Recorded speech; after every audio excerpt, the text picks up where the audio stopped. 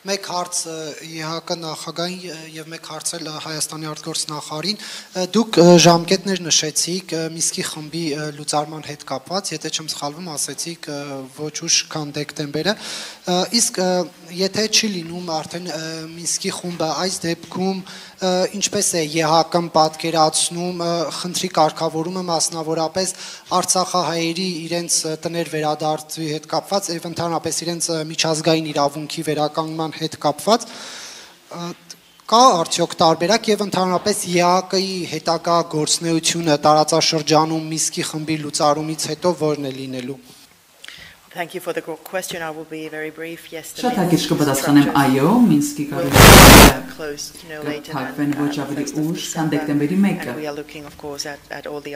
Եվ մենք բոլոր կետերը դիտարկում ենք այս հարցի շուրջ։ Առաջ ընթանալով,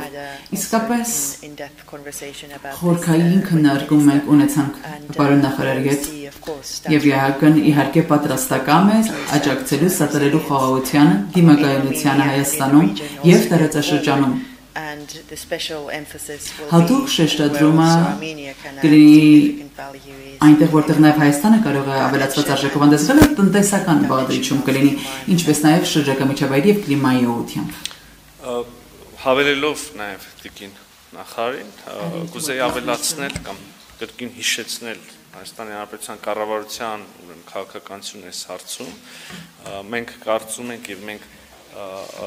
լրջագույն, ես կասեի, ջանքեր ենք գործադրում այն ուղղությամբ, որ